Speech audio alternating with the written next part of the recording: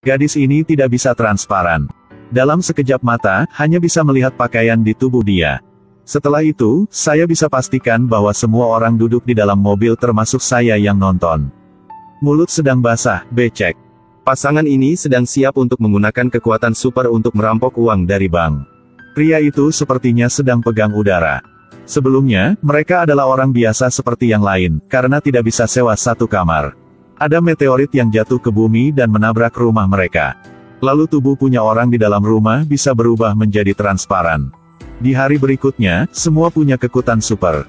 Istri punya pemeran utama bisa transparan kapan saja. Semua langsung terkejut.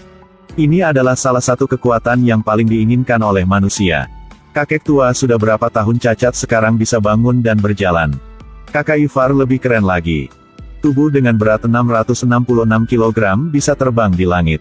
Jelas terbang di permukaan air juga tidak masalah. Jika Newton tahu pasti dia akan membuka penutup petir mati dan hidup kembali.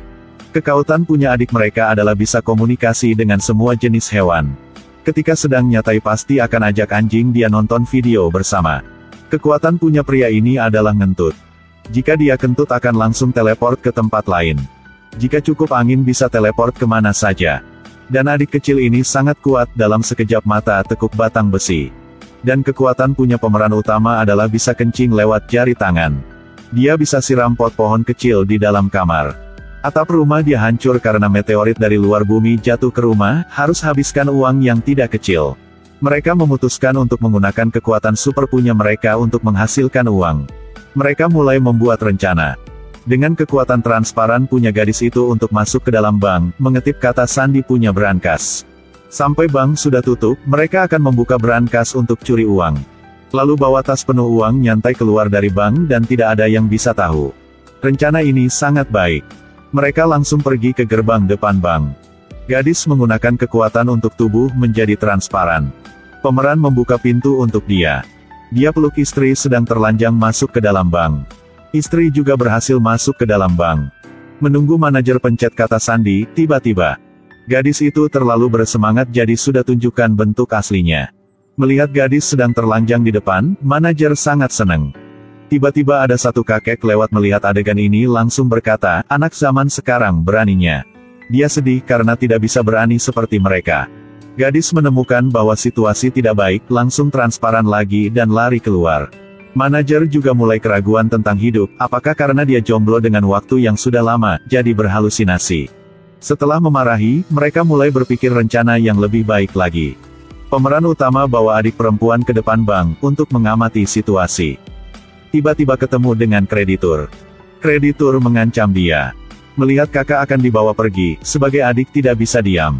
Adik dia pegang kreditur lalu lempar jatuh ke tanah. Dua bawahan dipukul sama adik dia.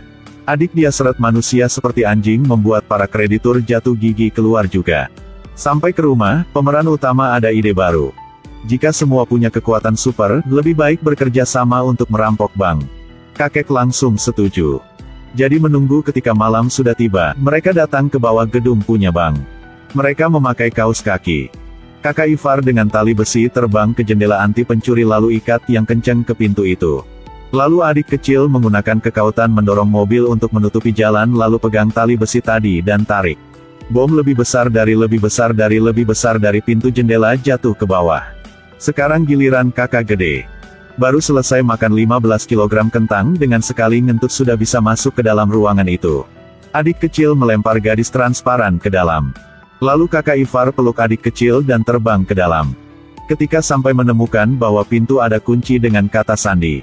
Hanya melihat pemeran utama sedang sibuk untuk hancurkan kunci, adik kecil langsung menegur dia langsung hancurkan pintu dengan sekali tendang. Kekuatan menciptakan keajaiban. Lalu pegang brankas lempar ke bawah.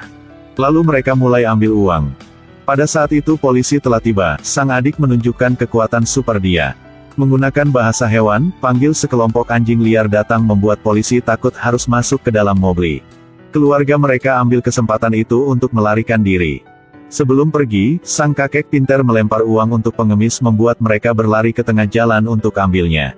Polisi sampai situ salah paham mereka sebagai bandit jadi langsung tangkap mereka. Tentu saja orang tua sangat kejam dan pintar. Kali ini mereka berhasil banyak uang, mereka menari karena senang.